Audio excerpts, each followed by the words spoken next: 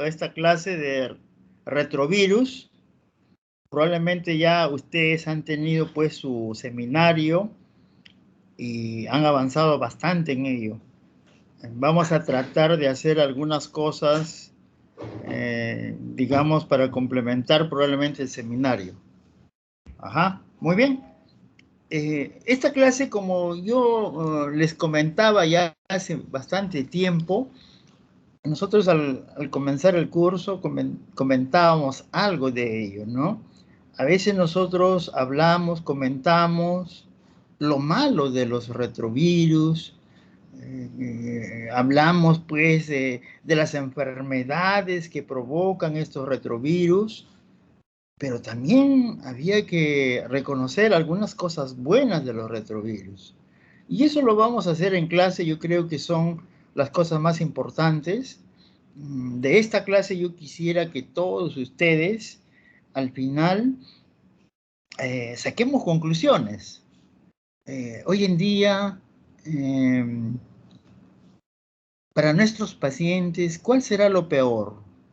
¿Tener una infección por HIV o tener una infección por HTLV?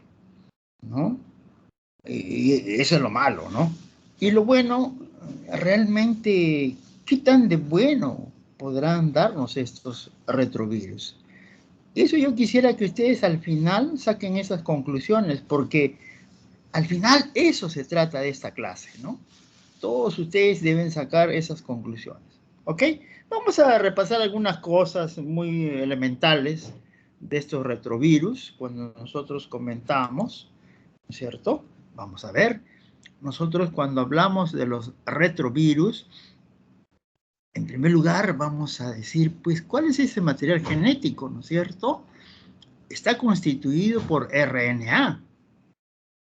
Luego esto es copiado o transformado, etcétera, en DNA para integrar el núcleo celular, ¿cierto? Esta conversión de RNA a DNA es característica de los retrovirus. De ahí su nombre, retrovirus, está retrocediendo. Eso quiere decir que la mayoría de virus, la conversión es de DNA a RNA. Entonces, es fácil acordarnos cuando nosotros decimos que esta conversión de RNA a DNA, miren, ve, ustedes pueden sacar de la primera letra. ¿Cuál es lo primero? ¿R o D? La D primero, ¿no es cierto? Pero en este caso estamos retrocediendo para que ustedes no se puedan olvidar. O sea, es realmente una transcripción o es una conversión de RNA a DNA. De ahí también su nombre de los retrovirus. O sea, estamos retrocediendo. Si nosotros quisiéramos mencionar del abecedario, estamos retrocediendo el abecedario. ¿Ok? Muy bien. O sea, podemos decir entonces que es un proceso inverso de la transcripción habitual. Y esto está realizado especialmente por la acción secuencial de dos enzimas. Una es la DNA polimerasa y la otra es la ribonucleasa. Ajá, como vamos a ver más adelante, ¿no? Todo ello comprende a una unidad funcional que se llama transcriptasa inversa. ¿Ok? Muy bien. Y acá está lo que estamos comentando. Aquí tenemos el genoma, ¿no? Ustedes están viendo estas partecitas por fuera, igual a este lado, ¿no? Que son las repeticiones de terminaciones largas, ¿no? El mismo gen, sus estructuras, el EM, el pool, el GAG, etcétera, ¿no es cierto? Vemos cómo el RNA, cuando quiere integrar la célula ya, va a pasar a transcribirse o copiarse en DNA. Y de ahí toda la secuencia, lo que ya conocemos, cómo llega a la célula, etc. ¿No? Muy bien, de igual manera, aquí estamos viendo cómo el RNA pasa al DNA, ¿no es cierto? Acá tenemos la infección, la acción de la transcriptasa reversa, la integración, la transcripción, la translación, y finalmente, pues, cómo el virus se va a encontrar ya en el plasma luego de esta división, ¿no es cierto? Muy bien. Entonces, cuando hablamos de los retrovirus, como ya comentábamos al inicio, realmente los retrovirus pueden causar muchas enfermedades. Por ejemplo, algunos tipos de cáncer. Vamos a ver cuáles serán ellos. El SIDA comúnmente que conocemos. Y también otras enfermedades autoinmunes. Eso es lo que nos puede causar todo el grupo de retrovirus. Pero también podemos hablar que pueden modificarse y usar en terapia génica por medio de los vectores. O sea, ellos nos van a decir realmente, ¿no es cierto?, todo lo que nosotros quisiéramos hacer, ¿cierto? Cómo vamos a cambiar esta terapia, cómo vamos a transformar mediante estos genes, ¿no? Una transformación, modificar estos genes, algunos genes que no son funcionantes, se va a volver funcionantes y de esa manera vamos a poder restablecer una anomalía en esa persona, ¿no? Muy bien, acá tenemos una clasificación de los virus que ustedes lo conocen, lógicamente, por el tipo de ácido nucleico, o sea, por medio del RNA o ribonucleico. Miren ustedes una pequeña clasificación que acá estamos mostrando: picornavirus, virus de la poliomielitis, reovirus, etcétera, arbovirus, mixovirus, y llegamos al retrovirus, antiguamente llamado como el virus del SIDA. Así se le llamaba anteriormente, ¿no es cierto?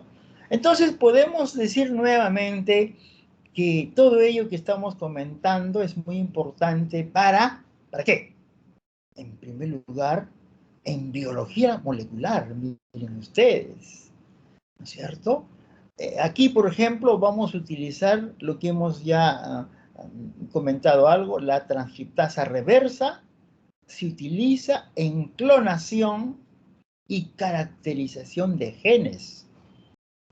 Hoy podemos decir, señores, ¿no es cierto?, que todo lo que conocemos de los grupos sanguíneos, todo lo que conocemos en el grupo que llamamos la nueva nomenclatura internacional de los grupos sanguíneos, todos esos grupos que pertenecen a esta nueva nomenclatura han tenido que ser clonados en el laboratorio. ¿Y quién lo ha hecho eso? La transcriptasa reversa de los retrovirus. O sea, cuando nosotros descubríamos un grupo sanguíneo, era llevado al laboratorio y sometido a estas pruebas. Y recién después de ello, podía estar en la nueva nomenclatura. Y eso lo vamos a hacer en una clase casi al final del curso, ¿no?, donde vamos a hablar toda la clasificación hasta hoy día que conocemos, ¿no? Por un lado, ese es importante para ello. Por otro lado, en clínica, como ya hemos comentado, al integrarse en el genoma con fines terapéuticos, y eso exclusivamente mediante la terapia génica, lo que ya hemos comentado. Así es. Por ejemplo, si nosotros sabemos de la hemofilia A, que es por un problema genético, ¿no?, donde dice que ese gen, ¿no es cierto?, el defecto es que no va a producir factor 8. Mediante esta terapia génica, ese gen que es no funcionante se va a volver funcionante y va a desaparecer la hemofilia A. O sea, va a producir ya factor 8.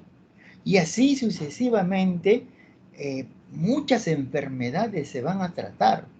Realmente cuando se habla de ello, con el tiempo vamos a tener muchas sorpresas.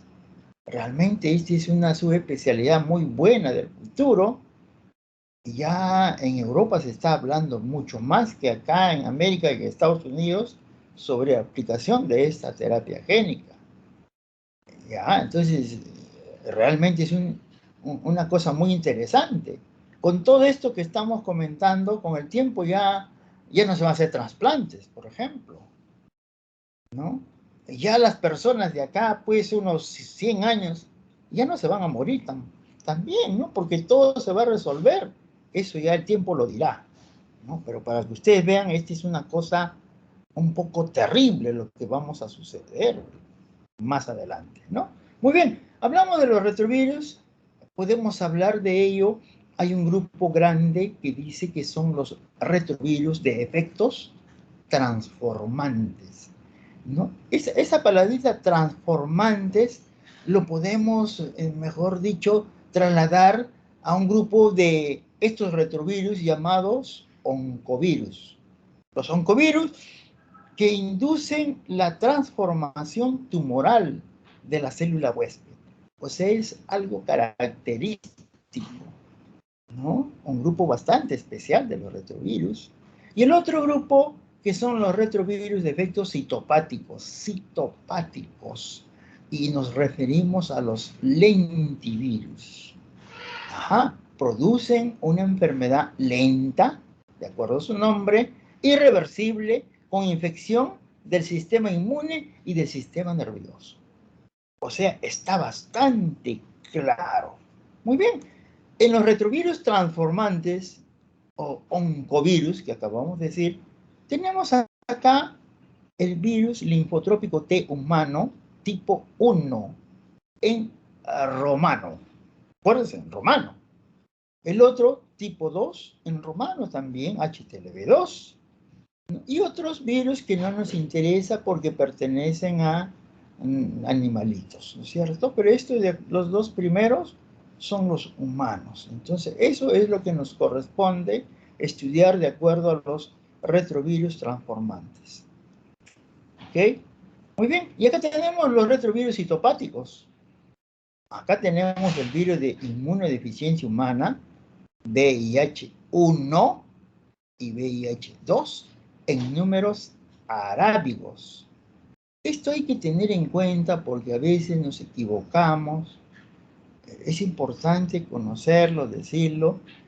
Por ejemplo, acá podemos comentar algo del VIH-1. Antiguamente esto era llamado HTLV3 en romano. Miren, ¿ve? Cambió, ¿no? Estamos hablando de la misma familia de retrovirus, pero era otro grupo. En este caso ya era citopático, pues, ¿no? Muy bien, pero acá tenemos otros virus de inmunodeficiencia de animalitos, de simios, equinos, caprinos, felinos, etc., que no solamente lo mencionamos para poder ver lo que grupo pertenecen también, digamos, a los citopáticos, ¿no? Y miren ustedes aquí, para que vean la organización genética realmente de los retrovirus. Acá tenemos los oncovirus, los transformantes que hablamos, los lentivirus y otros, ¿no? Que no nos interesa. Dentro de los oncovirus, aquí está lo que nos interesa, HTLV1. Esto debería ser en romano. Miren ustedes cómo se equivocan los grandes estudios que se hacen en el mundo, ¿no? Muy bien. Y aquí tenemos, miren la similitud de estos genes, ¿no es cierto? Miren los genes principales y los genes accesorios, ¿no? Miren, ¿no? Casi muy similar al grupo de todos los retrovirus, en otras palabras.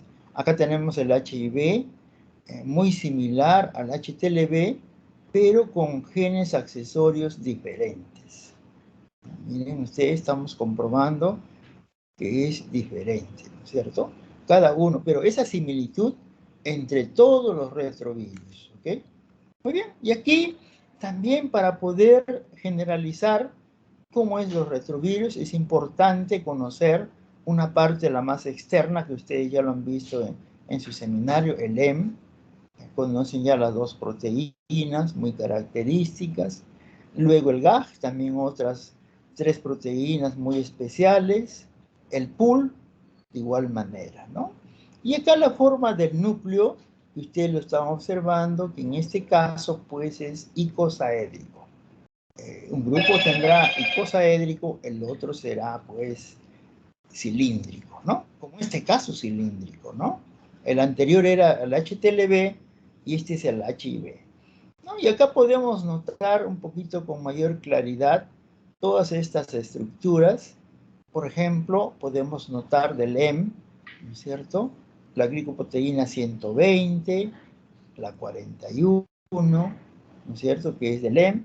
El GAG, tenemos una matriz, ¿no es cierto?, una proteína, digamos, que es el P17, una nucleocápside que es el P24, que ustedes lo están viendo, ¿no?, de verde, etc. También el pool, que está pues por la proteasa, por la polimerasa, polintegrasa, etc.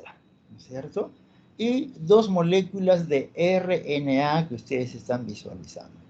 O sea que aquí tenemos el HIV casi en su estructura completa, pero muy característica el núcleo cilíndrico del HIV, ¿no?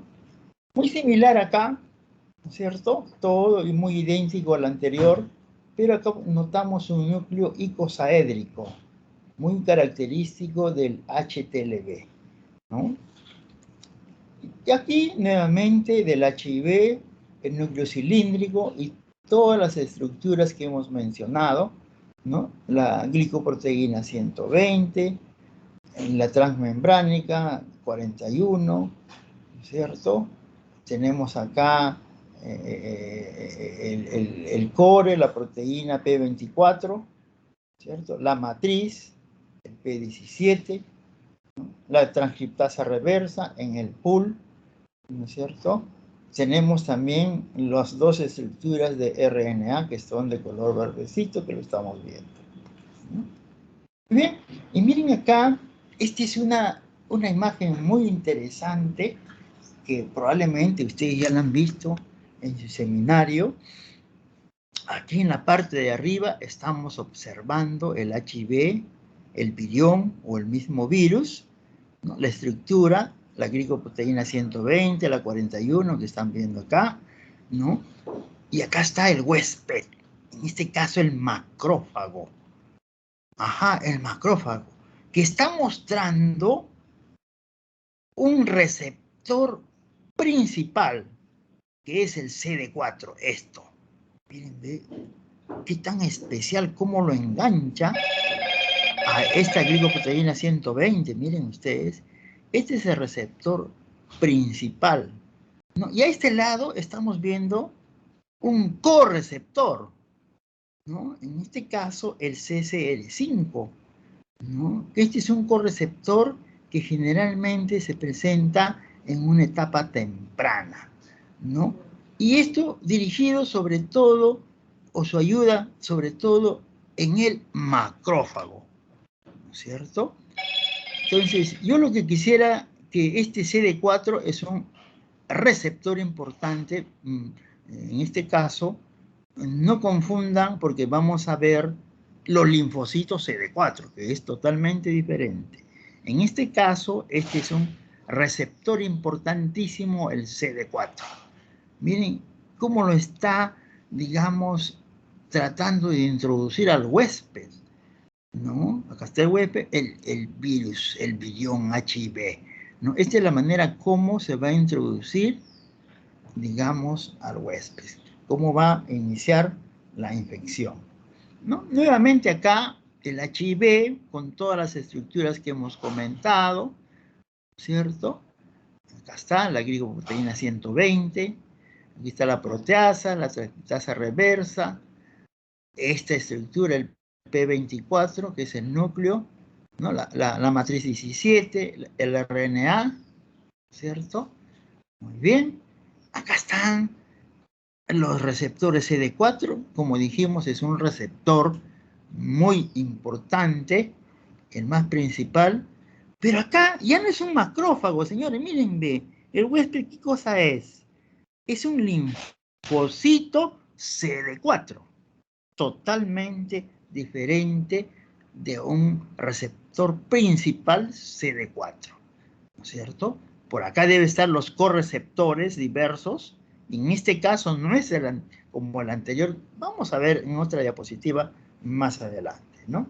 Y miren acá, este es ya una ultra fotografía, aquí estamos con el virus, así es, aquí está la glicoproteína 120, la 41, ajá. Acá está el receptor receptor importante, el CD4, miren ustedes, ¿no? Y acá está el correceptor, ¿no? Pero miren acá esta zona que se llama B3 loop. Acá está, B3 loop. Esta estructura, esta zona en esta glicoproteína 120 es el que va a tomar la dirección, va a indicar el tropismo, hacia dónde se va este virión. O se va a un macrófago, cuando es en una fase temprana, o se va a una, digamos, a un linfocito CD4 en una fase tardía, o puede ser en una fase intermedia cuando ambos actúan. Esta es la estructura, ¿no?, que me va a indicar, o sea, este es el que va a indicar el tropismo. No se olviden. Esta es pregunta de residentado, ojo. ¿Ya? No debemos olvidar. Bueno, y después tenemos otras estructuras, hay otros correceptores diferentes, etcétera, etcétera. ¿Bien? Bueno, y acá también nuevamente para que ustedes puedan ver lo que estamos comentando, ¿no? Cómo el virus va a ingresar a la célula, ya hemos dicho, esa transformación, ¿no es cierto?, de RNA a DNA. Miren acá, como en una fase tardía, perdón, una fase temprana, actúa el receptor importante CD4 y CCR5, ¿no es cierto? Así es. Y en una fase ligeramente tardía, actúa el receptor importante CD4 y la tardía CXCR4. ¿Y eso quién lo dirige?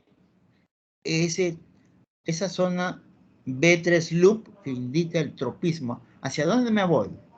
¿Hacia el CCR5 o hacia el CXCR4?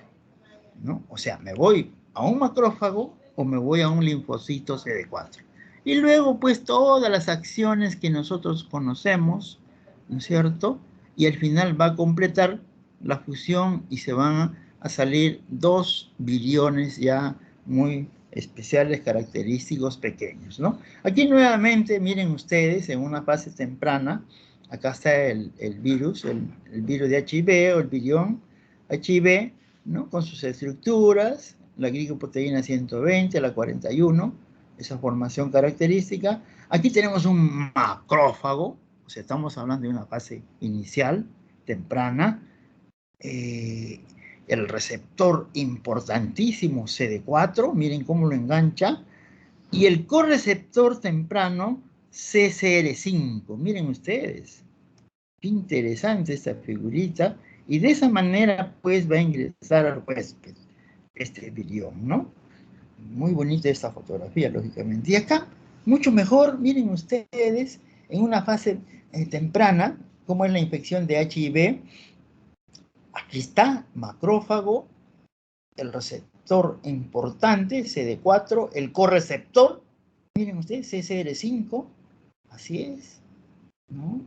Acá tenemos una fase intermedia, en una fase intermedia, ¿no?, tenemos que actúa el CD4, el correceptor CCR5, pero miren ustedes, también actúa el CD4, el receptor importante, y el correceptor CXCR4.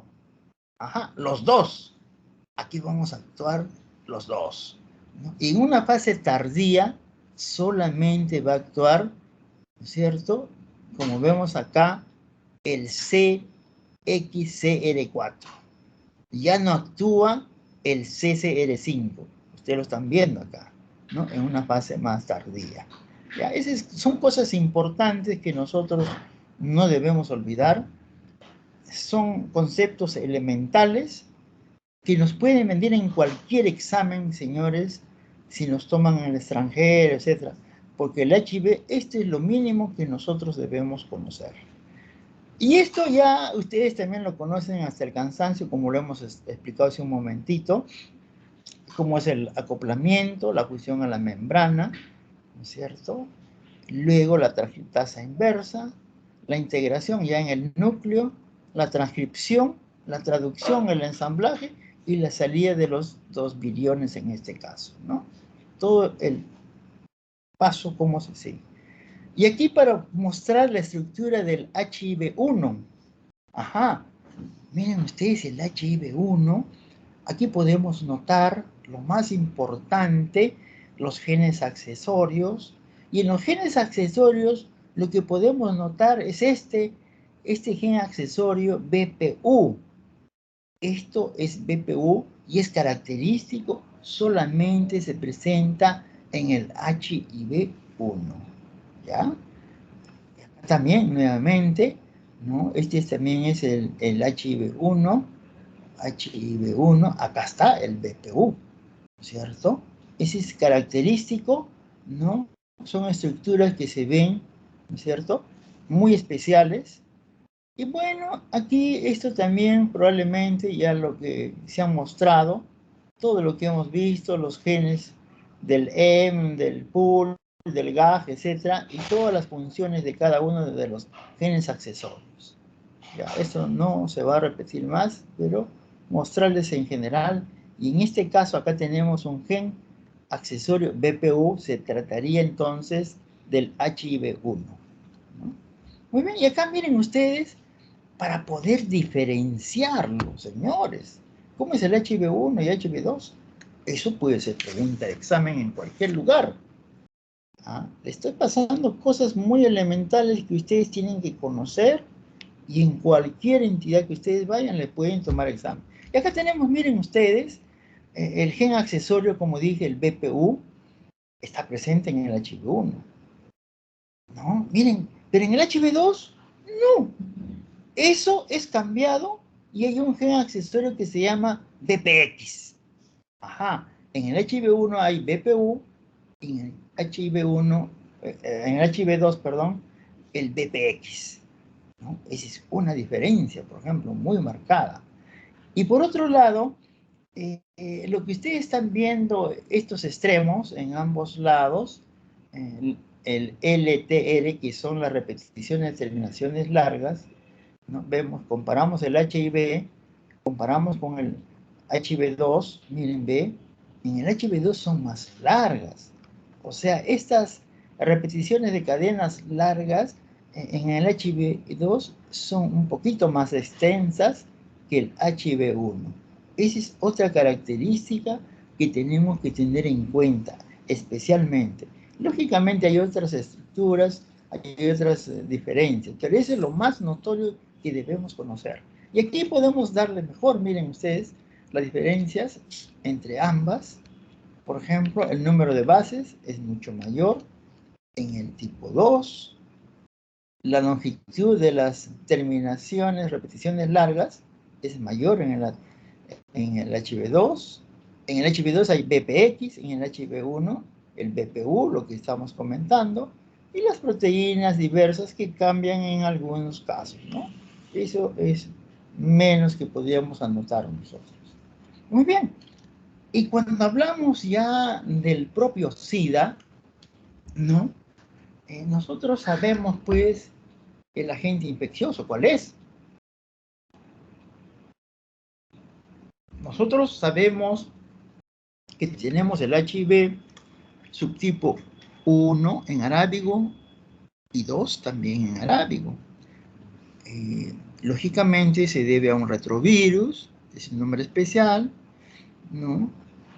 Que es copiado de RNA a DNA o transcripto a DNA. La transmisión vía sexual y vía parenteral, ¿no? Ya en el seminario han, digamos, mencionado la vía sexual. Es más frecuente la transmisión del hombre a la mujer, y hemos visto por la anatomía, por la estructura orgánica de la dama, ¿no? Que a veces están muy común con cervicitis muy ligerísima, ¿no? Por el mismo introito, por ahí pueden ingresar los los espermatozoides con las células, los leucocitos, que ahí están los virus, ¿no es cierto? En el núcleo, en otras palabras, ¿no? Por esa vía se puede transmitir. En cambio, la mujer que transmite al hombre va a ser un poquito menos frecuente, ¿no? Siempre y cuando, lógicamente, que el hombre no tenga ninguna solución de continuidad, ninguna herida, ningún problema de eso. Entonces, si nosotros tenemos relación sexual con una dama que es positiva, y si nosotros inmediatamente nos lavamos, hay menos posibilidad de que el hombre se contamine, ¿no? Lógicamente, por eso no va a ser motivo para que ustedes hagan de esa manera, ¿no? Estamos hablando, digamos, lo que se ha comprobado científicamente, ¿no? Lógicamente, todos tenemos que tener el cuidado que corresponde, ¿no? Y parenteral, ya cuando decimos parenteral, pues ya todo lo que es por la sangre, ¿no? Eso ni qué decirlo, ¿no? Todos los medios que digamos, utilizamos la sangre, etcétera, podemos, digamos, contaminarnos, ¿no? Y los síntomas, bueno, esto va a afectar, pues, muy seriamente al sistema inmune, ¿no? El virus puede estar oculto en las células, en los leucocitos, en otras palabras.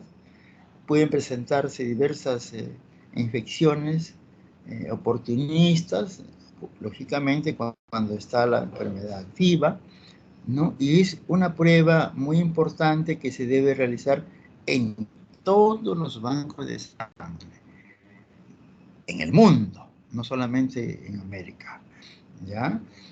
Y los métodos de diagnóstico, lógicamente, en una fase, si se quiere, asintomática, detección del anticuerpo de HIV, podemos detectar el antígeno del VIH en una fase temprana,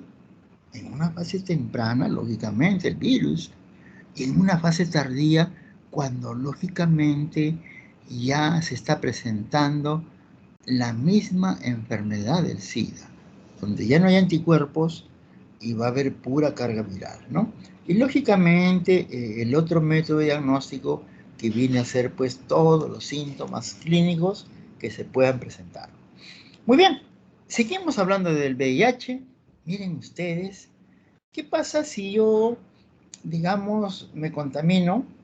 Entonces, el virus de este VIH podemos encontrarlo en el plasma o, podemos encontrarlo en las células mononucleares, ¿no? Muy tempranamente. Este es lo primero que se puede encontrar a una semana de esa infección, ¿no? A una semanita ya podemos detectarlo, ¿no? O puede ser a varias semanas de la infección, dependiendo de los métodos de diagnóstico, como vamos a ver más adelante, ¿no?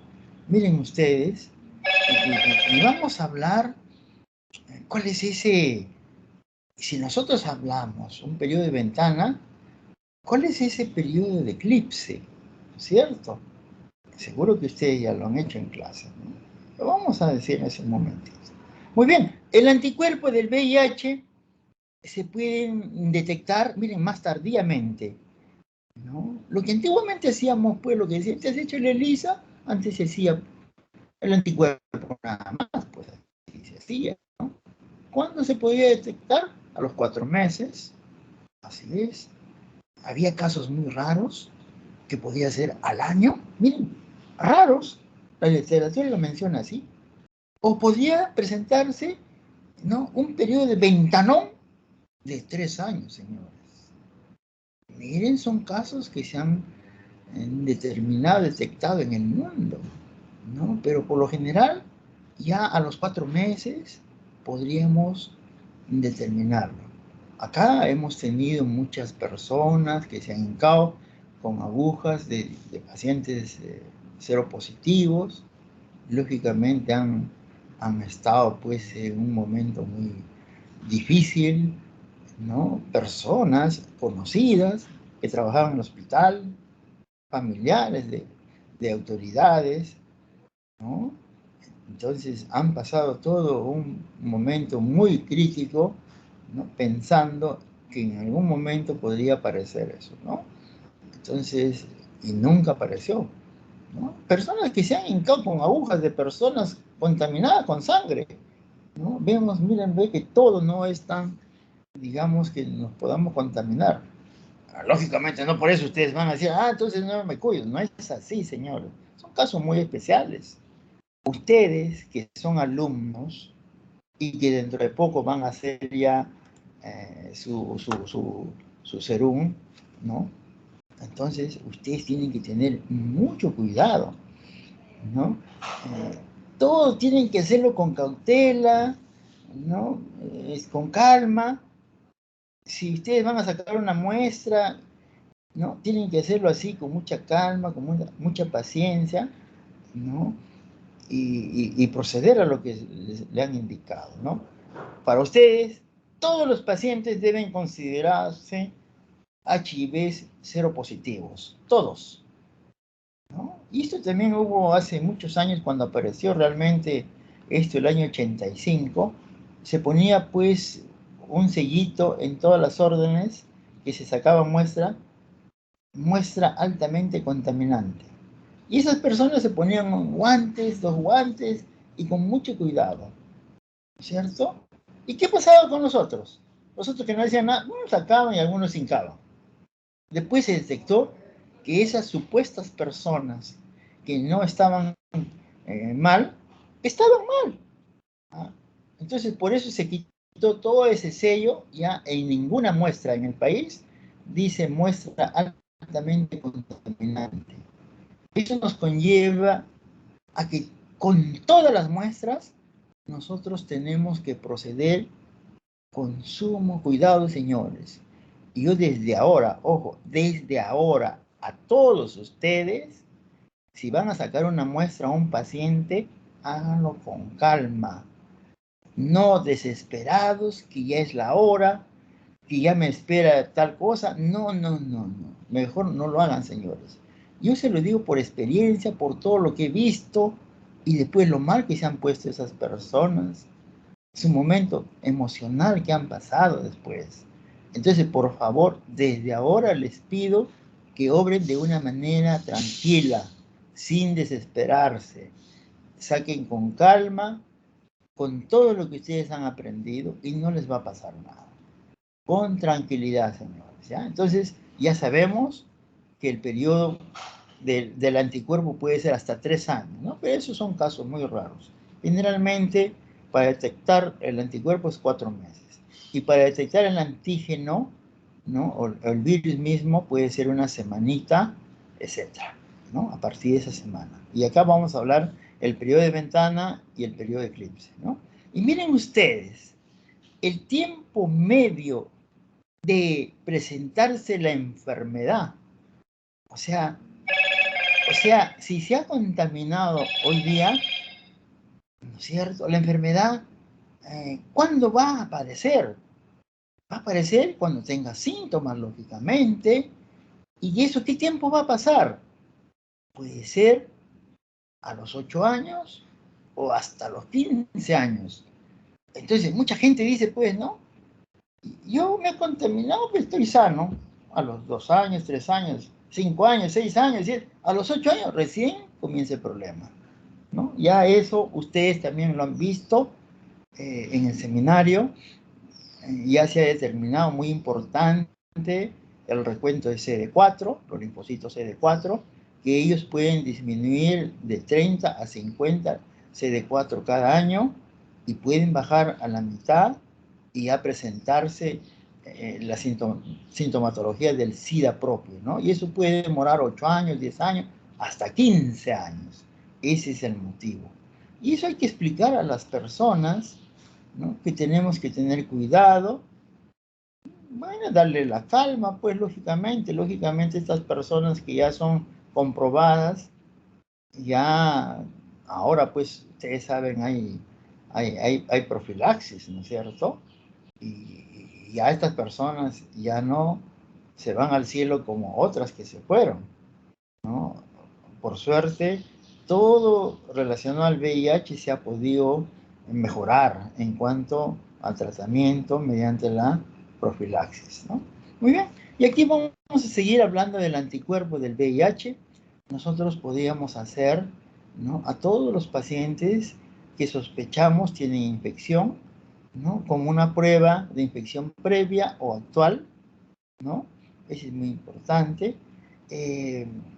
Realmente hacerlo en una persona, en una madre gestante, no es lo más recomendable, porque son pruebas que probablemente no me van a ser tan eficientes, probablemente me pueden dar más que todo falsos negativos, ¿no? Entonces hay que tener mucho cuidado, pero peor es no hacerlo a nadie, ¿no? Entonces, de todas maneras, toda gestante se debe hacer, ¿no? Pero como dije, no hay una mejor prueba, no es el mejor momento, ¿no?, en un periodo peri o neonatal, ¿no?, etcétera. Pero hay que hacerlo de todas maneras. La presencia del anticuerpo en las personas no provoca inmunidad. ¿Por qué? Porque el virus puede cultivarse en individuos con anticuerpos presentes en el paciente. O sea, como hemos comentado, el virus puede estar oculto en los linfocitos. En los núcleos de linfocitos pueden estar ocultos. ¿Ya? Esa es una cosa, y eso no nos va a dar, pues, que salga positividad. De repente, cultivándose, es el momento, ¿no? Bueno, para trabajo de investigación. La inmunoglobulina G, que ustedes saben que es un monómero, el anticuerpo de VIH, cruza la placenta, puede llegar a la circulación fetal, ¿no? Pero estamos hablando del anticuerpo nada más, ¿no? O sea, eso tiene su periodo, ¿no? Puede pasar el anticuerpo. Muy bien. Madre VIH positivo, si es positivo, lógicamente, lo que estamos recapitulando, lo que estamos comentando hasta este momento, es seropositivo, tiene anticuerpos y tiene el mismo virus, ¿no es cierto?, oculto en los linfocitos, pero que no dan, pues, exclusivamente para detección del antígeno, ¿no? Entonces, por este hecho, que esta madre es seropositivo, el recién nacido VIH indeterminado, estamos en la duda. Eso quiere decir, tenemos que hacer un seguimiento clínico y serológico, ¿cierto? Eso, de hecho, ese es el primer paso. El segundo paso, si a los 15 meses se vuelve negativo, entonces ya tenemos que estar un poco más tranquilos. Pero realmente, una infección del VIH, ¿cómo se puede diagnosticar en los primeros meses? Eso ha habido alguna controversia, ¿no? Entonces seguro que ustedes también han estado poniendo mucho interés en conocer en el seminario. En los primeros meses, ¿cómo yo voy a conocer si realmente está infectado? No. Tengo que hacer el cultivo y sale positivo, se ha contaminado en los primeros meses. Si sale DNA o RNA por, digamos, reacción en cadena polimerasa, o sea, una prueba molecular, también. O simple y llanamente se ha hecho un antígeno P24 por ELISA o por quimioluminiscencia, también es otra manera que nos puede dar un paso importante para poder diagnosticar, ¿no?, si ese nuevo ser está contaminado en los primeros meses. Podemos decir además, si ese resultado sale positivo, ¿no es cierto?, yo puedo decir que hay una infección intrauterina, ¿no? Pero miren ustedes, si es negativo al nacer, cuando nace es negativo, y luego se hace positivo, yo puedo decir que es una infección intraparto. O sea, durante el parto hay la posibilidad de que se haya contaminado y ese es el resultado. O sea, son cosas muy importantes que también tenemos que tener en cuenta. Bueno, este es el clásico, la prueba, digamos, de ELISA, ¿no?, que es una prueba, pues, para detectar el anticuerpo, como dice, doble sándwich, ¿no? El método, Hay lugares todavía donde se utiliza. No es que sea un método malo. Todas las pruebas, lo que pasa es que van apareciendo cosas mejores, ¿no? Peor es no hacer nada, ¿no? Ya ustedes saben de ELISA, hay una enzima que se une al anticuerpo en este caso y cambia de color y eso es lo que se conoce, ¿no es cierto?, como prueba positiva, ¿no? De ahí su nombre, enzima inmune ensayo, ¿no? Y acá está todo lo que está coloreado, son los reactivos, se llama así, y los incoloros son los no reactivos, ¿no? Aquí para ver, miren ustedes, los falsos positivos en la prueba de ELISA y los falsos negativos. ¿No? Acá hay una serie que muchos de estos ya están cambiando. Estamos hablando de ELISA. Por ejemplo, acá dice interferencia, falsos positivos. O sea, da una prueba de ELISA falsamente. ¿Por qué? Porque hay anticuerpos que están dirigidos contra antígenos de músculo liso, células parietales, mitocondriales, ¿no?, nucleares, leucocitarios y de células T. Por ejemplo, hay algunos de ellos que tienen estos anticuerpos y falsamente positivos y nos asustamos. O puede ser otro caso de anticuerpos tipo IgM frente al core de virus de hepatitis B, ¿no? O sea, si decimos core de inmunoglobulina M, eso quiere decir que es una infección temprana del virus de hepatitis B y también frente al virus A de hepatitis, ¿no? O sea, nos pueden dar en situaciones aquellas, entonces, en virus de hepatitis B temprano y en virus de hepatitis A temprana también nos puede dar falsos positivos. O sea, si me sale positivo, nosotros decimos, ah, señor, sí puede ser una reacción cruzada con virus de hepatitis B y A, punto. Y el otro, sí puede haber una reacción cruzada por alguno de estos anticuerpos que estamos sospechando que usted puede tener. O puede tener también anticuerpos frente a antígenos leucocitarios de clase 2, especialmente de células H9, ¿no?, que pueden estar presentes en mujeres embarazadas, múltiples. O sea, también con los antígenos leucocitarios, si tienen esos anticuerpos, falso va a salir positivo, ¿no? O, por ejemplo, podemos hablar de una enfermedad del hígado como hepatopatías alcohólicas graves, cirrosis biliar primaria, etcétera, que también nos puede dar falsamente positivo. O sea, ya tenemos varias, digamos, situaciones en que nos vamos a asustar, ¿no? Y eso no es así, ¿no es cierto? Ya más adelante vamos a ver qué cosas hacemos, pues. Ah, salió falso positivo. ¿Por qué? Porque hemos hecho pruebas posteriores diferentes. Los falsos negativos, o sea, si haces la prueba de ELISA y sale en negativo, falsamente.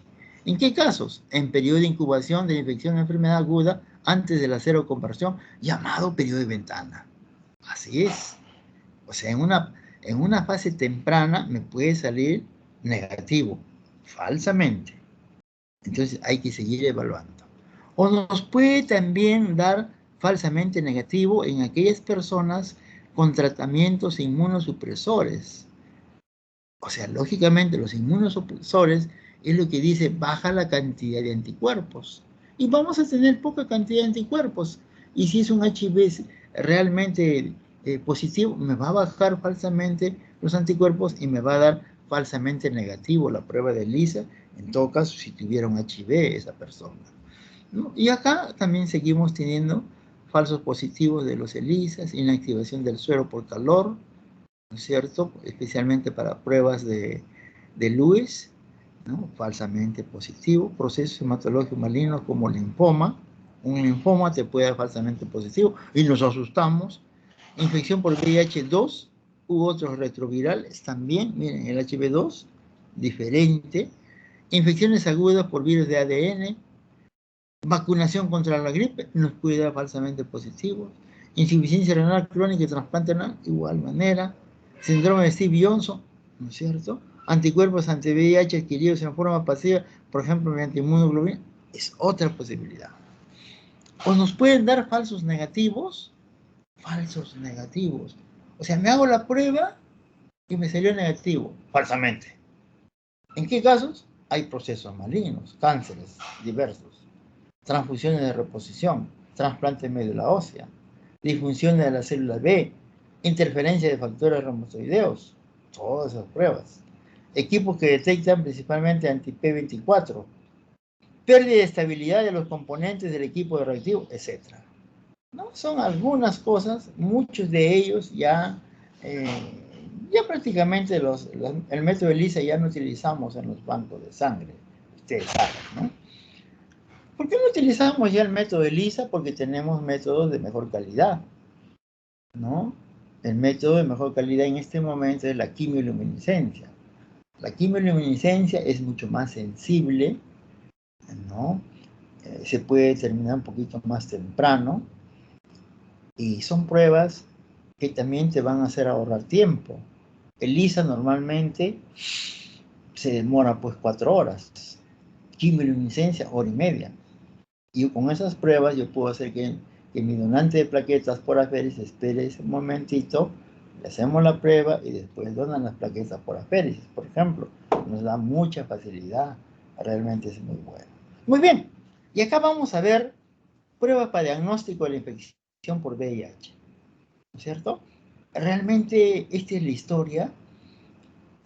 Cuando aparecieron estos métodos, ¿no?, de HIV, yo me acuerdo que estábamos en el año 85, yo era residente de primer año, muchos de ustedes todavía no habían nacido, ¿no es cierto? Miren, ELISA de primera generación, el tipo de antígeno, lisado de cultivo viral. Ajá. Entonces, sabíamos que era un lisado de cultivo viral. O sea, en su muestra, en su reactivo, en su muestra de procesamiento, había el virus mismo.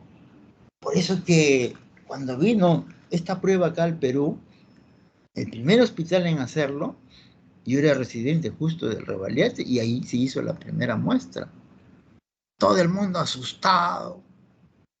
El R3 se puso a ayudar ahí al doctor que vino a hacer esa prueba, todos muy bien forrados, vestidos, parecía un astronauta con vestimenta, con unos gorros especiales, todo cubierto. ¿Ah? Y nosotros, como residentes, veíamos pues todos asustados, como a media cuadra, asustados. Esa era la historia, lo que hemos pasado, así era, ¿no? Y se hizo pues en el Hospital Revalliati la primera muestra en el país, el año 85. Y yo clarito me acuerdo, el jefe de banco de sangre, el doctor,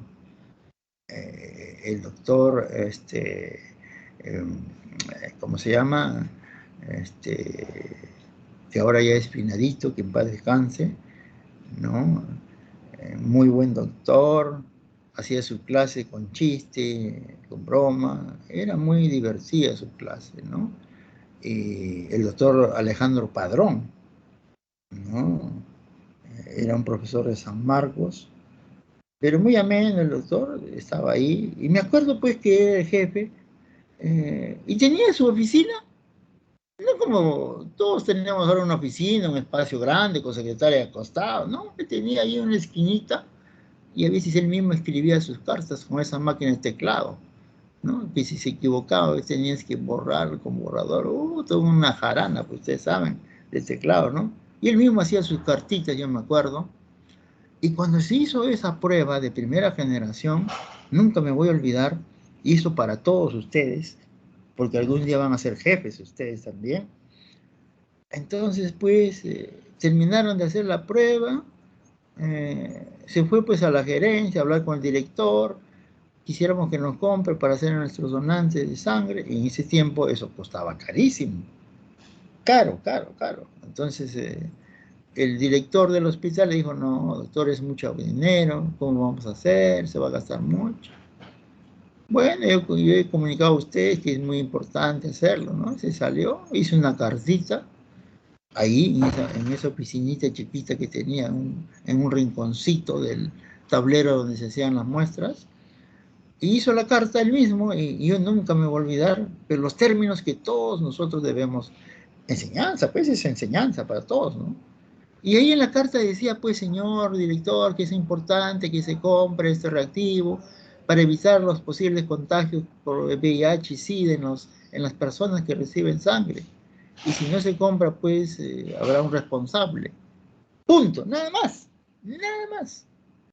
Él con eso se estaba ya saldando su responsabilidad. Si contaminado ya es problema, pues, del director que no está comprando. Que se vayan a quejar a él o que le lleven preso a él. Pero él está pidiendo. Entonces, todos nosotros tenemos que ser así. Es enseñanza para todos, señores. ¿Ah? Entonces, eso tenemos que hacer. Por más que no nos compren, hacer un papelito y ese papelito tenerlo, pues nosotros, ¿no? Para que si hay algún problema. Y fue suerte que eso al llegar a las manos del director, el director lo compró. Imagínense. Fue un momento de susto, de contratiempos, de malestares que hubo ese momento, pero al final se compró. Probablemente el director pues mandó pedir a las autoridades del ente de más arriba de sus jefes que es muy necesario porque vamos a tener esto, etc. Y se hizo. Muy bien. Luego aparecieron los ELISA de segunda generación, de tercera generación, y por ahí escuché ayer ELISA de cuarta generación. No hay de cuarta generación, señores. ¿Ya? Por si acaso, se llegó hasta tercera generación. El de cuarta generación nos quieren engañar diciendo que eran pues aquellas pruebas que se hacían el anticuerpo y el antígeno. No, no es así. O sea, se ha llegado hasta tercera generación nada más. ¿Ya? Y después hay otros métodos de aglutinación, fluorometría, ya, pero son cosas que no fueron totalmente buenas, ¿no? Como dijimos en el seminario que hubo el día lunes, inclusive las pruebas rápidas para ELISA nunca funcionaron bien. En un primer momento se hacían las pruebas, ¿no? Me acuerdo que en el aeropuerto comenzaron a hacer esas pruebas, todo el que ingresaba al Perú, los que salían positivos, bueno, lo ponían a un lado y los negativos entraban. ¿Y cuántos negativos? Realmente el resultado negativo estaba entrando como positivo, señoras. O sea, esa prueba rápida no era de confiar. Peor, en el aeropuerto, con el calor, todo eso se desnaturalizaba y habían resultados falsos negativos y falsos positivos, ¿no? Las pruebas rápidas son así. Lógicamente, como hablamos el día del seminario con el grupo que tenía yo, esa es nuestra realidad en nuestro Perú. Hay lugares donde no se puede hacer ni siquiera este método rápido, ¿no? Pero especialmente para mujeres que se van a operar, por decir, ¿no? Pero hoy en día, en el banco de sangre, en todo el país, hacen método de ELISA, no hacen pruebas rápidas, señores. Por si acaso, les adelanto, ¿no? Porque hay que darle algo de seguridad a nuestras bolsas de sangre para aquellas personas que la reciban, ¿no? Y ustedes saben, estamos haciendo esas pruebas, más aún, sabemos que hay un periodo de ventana, y eso lo vamos a explicar más adelante, ¿ya? Muy bien, o sea, las pruebas rápidas no podemos utilizarlo para un banco de sangre. Podríamos seguir utilizando en nuestro país aquellos que se van a operar, ¿no? Digamos, nosocomios, entidades sanatorias que están lejos de la capital, probablemente no hay cómo hacer una prueba de ELISA, peor, no vamos a hacer la prueba de quimioluminescencia, ¿no? Tenemos que hacer para mejorar en algo, peor es no hacer nada. ¿Ya? Eso, tenemos que seguir así, señores, ¿no? Nuestro país es pobre y tenemos que adaptarnos a la realidad, ¿no? Más aún, estamos pasando momentos muy críticos en nuestra política, nuestra economía, nuestra situación. Tenemos que tener calma, ojalá que esto se mejore cada día, ¿no? No desesperarnos, ojalá que eso no trascienda más allá. No quisiéramos ser como otros lugares. Bueno, eso ya es política, yo no me voy a meter en política, eso ya, muy bien. Bien, acá, por ejemplo, los anticuerpos de VIH, ELISA, falsos positivos. Miren, ¿ve? Ya hemos comentado algo. Vacuna antigripal, inmunoglobulina para hepatitis B, mujeres con embarazos múltiples, con anticuerpos HLA especialmente, aquellas personas que tienen factor reumatoide positivo. Miren, ¿ve? Son falsos positivos de HIV, de ELISA, a alteraciones inmunes, hemodiálisis, hipergamma albuminemia como el mieloma múltiple, ¿no? RPR positivo, hemofilia, nos pueden dar así, hepatitis alcohólica, causa desconocida. O sea, todas son estas posibilidades, ¿no? Entonces, pero esto ya ha mejorado bastante, ya no es como antes, ¿no? Esto ocurría más que todo en los de primera generación, ¿no? En la segunda, tercera generación ya cambiaron, ¿no? Lógicamente ahora tenemos reactivos mucho mejores, como es la quimioluminiscencia. La quimioluminiscencia, señores, si pensamos en HIV, hace 3 pruebas de HIV. Uno, para determinar el anticuerpo de HIV, otro para determinar el antígeno de HIV, o sea, el P24 exclusivamente, y una tercera prueba para determinar el antígeno y el anticuerpo solo. Las dos cosas. ¿Ya? Eso hace una sola misma prueba de quimioluminiscencia. Lógicamente está con todas las garantías del caso, ¿no? No hay otra cosa mejor. Muy bien. Miren ustedes el anticuerpo de VIH método ELISA o el Western blot, falsos negativos. Falsos negativos. Así es, ¿no? Vamos a ver qué cosa llamamos Western blot. Vamos a ver más adelante. Yo me he podido, digamos, enterar que ustedes siguen pensando que el Western blot son pruebas confirmatorias y eso no es así, ¿no? Entonces, Western blot, no sé cómo habrán comentado su resto de profesores, pero Western blot no es prueba confirmatoria más, ¿no? Muy bien, el Western blot, falsos negativos. Ya sabemos qué cosa es el Western blot, ¿no es cierto? Vamos a pasar una diapositiva posterior. ¿Qué cosa es Western blot? Lo dejamos para ese momento. Muy bien, pero acá, por ejemplo, ELISA, entonces, el ELISA positivo y el Western blot negativo. Pero ¿qué cosa quiere decir esto realmente? ¿No? Si hay un anticuerpo de VIH, ¿cómo me salió? ¿Me salió positivo? ¿Me salió negativo? ¿O me salió no reactivo o reactivo? ¿Cierto? El Western blot sí podemos decir, se dice negativo o positivo. Así es. Y eso lo podemos tener en un SIDA avanzado. En un SIDA avanzado, ¿qué pasa en un SIDA avanzado? En un SIDA avanzado ya no hay anticuerpos, señores. No hay anticuerpos. Hay mucha carga viral. O sea, el método de ELISA para anticuerpos va a ser negativo. El Western blot va a salir negativo. Lógicamente, falsamente. Pero tiene SIDA. ¿En qué SIDA? Avanzado. ¿Donde qué? Está presente pura carga viral. Así es. Miren ustedes el primer caso. Otro, infección precoz.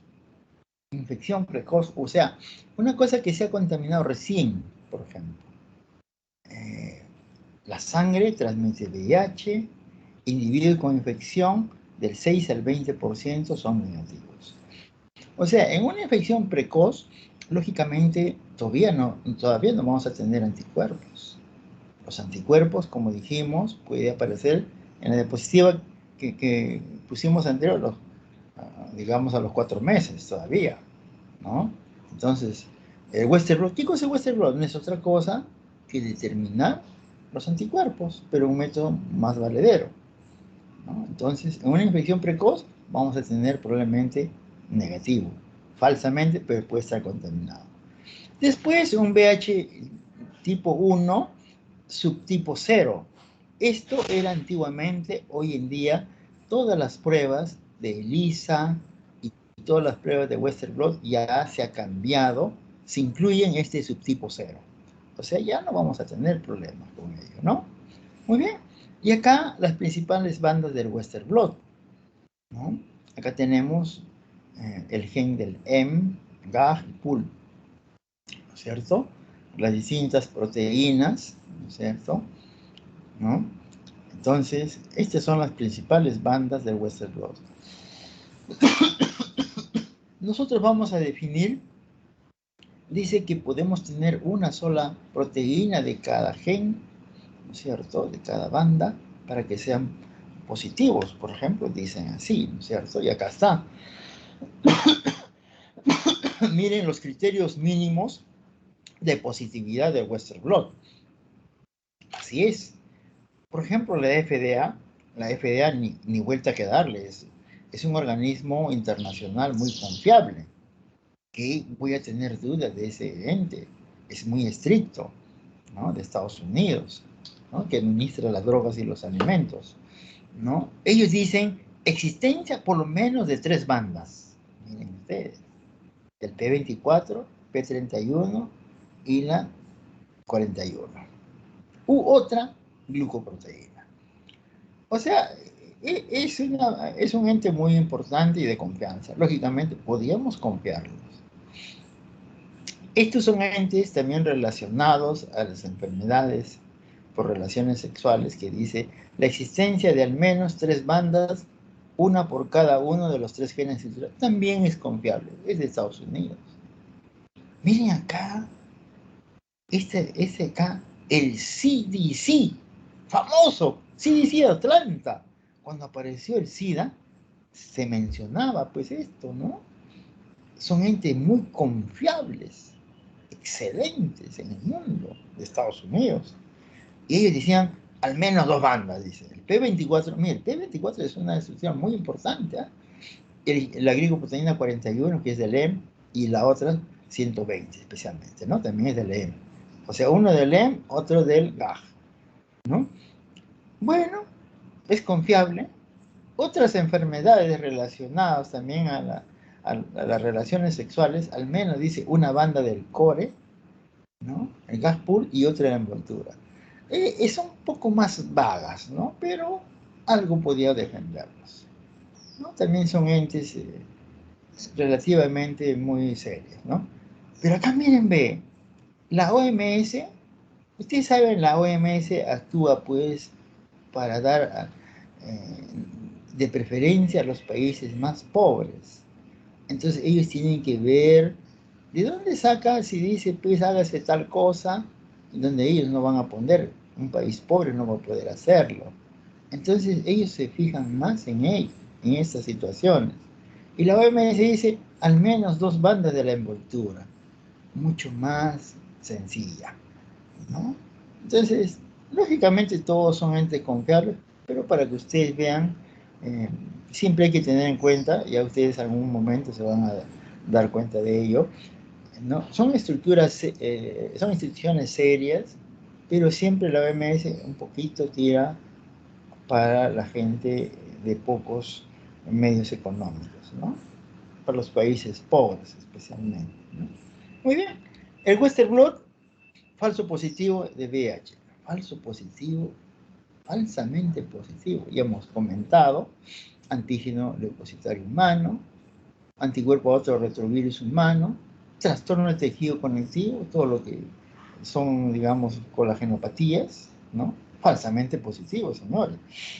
Aquellos pacientes que están recibiendo gamopatías policlonales como tratamiento, hiperbilirrubinemia, también nos puede dar falso positivo, ¿no? Entonces hay que tener en cuenta ellos. O Western blot indeterminado, una infección reciente por VIH se debe repetir a 6 semanas, a 6 meses. O en un paciente de SIDA avanzado, como dijimos hace un momentito, ya no hay anticuerpos, está pura carga viral, ¿no es cierto? Probablemente sea indeterminado entonces, ¿no? Muy bien.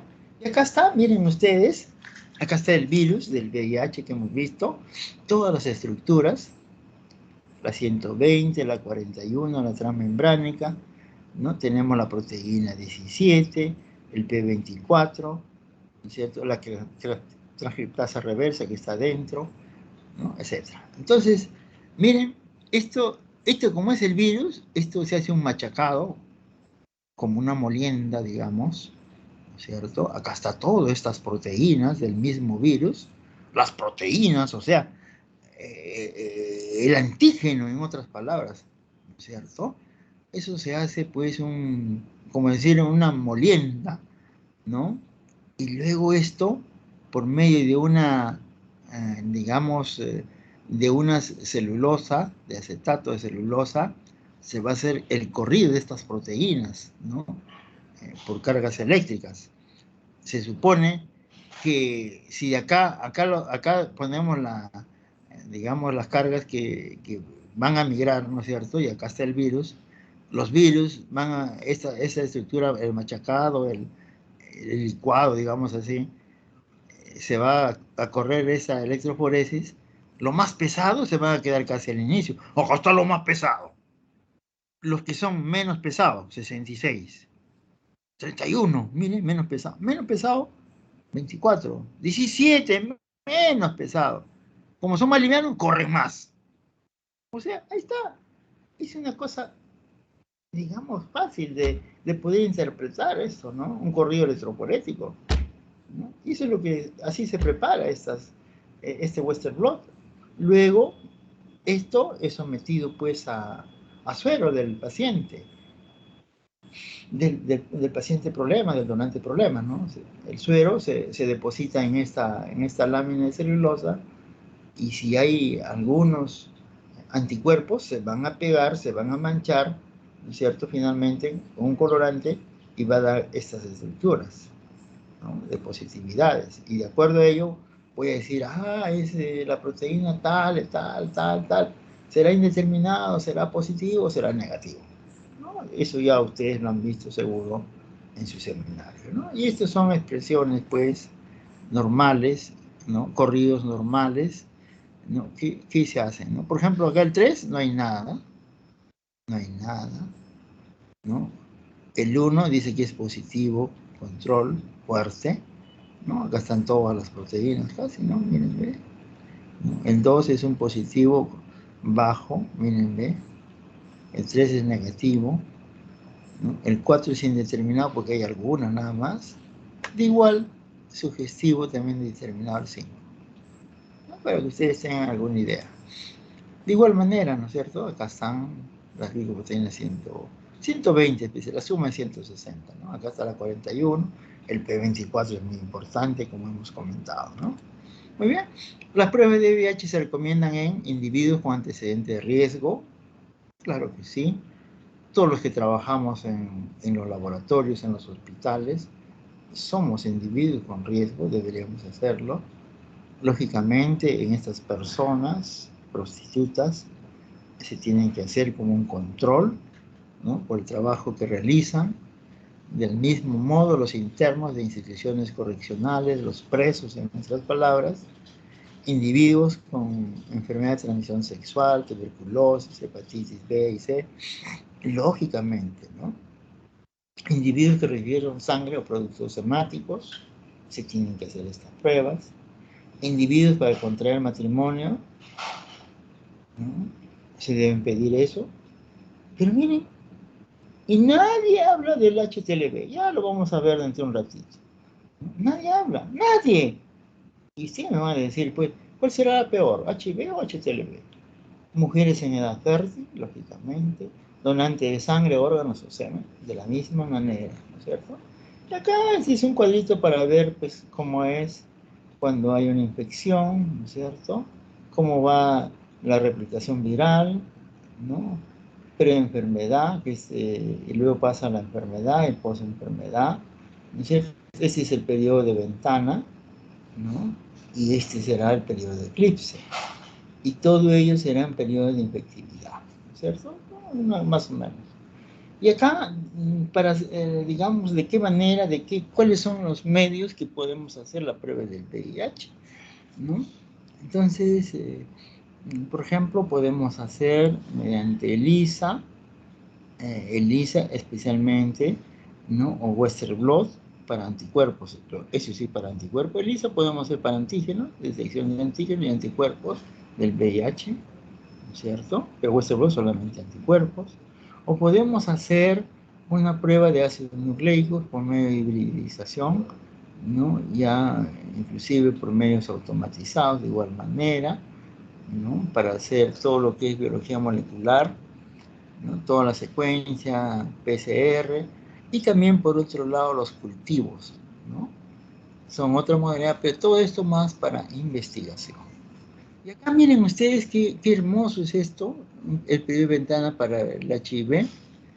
Nosotros estamos observando, miren, esto es lo que nosotros tenemos en realidad. Cuando vino el virus, la prueba ese de machacado viral, que fue de primera generación, miren, ve, de primera generación, este periodo de ventana, ventanón, digamos, más de 100 días.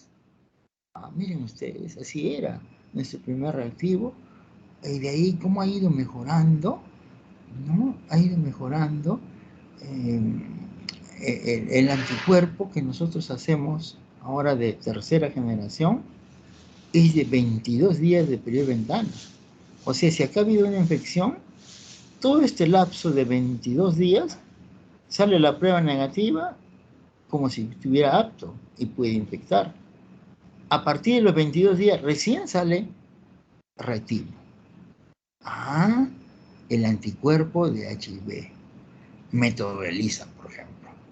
Lo que nosotros hacemos ahora por quimioluminescencia es un poquito mejor, ¿no? Pero, por ejemplo, si vamos a ver el antígeno P24, que también hace ese reactivo, miren, señores, el periodo de ventana se ha cortado, 16 días nada más.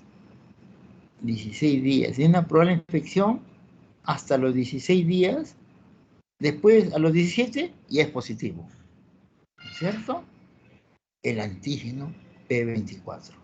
Por eso es mejor hacer el antígeno.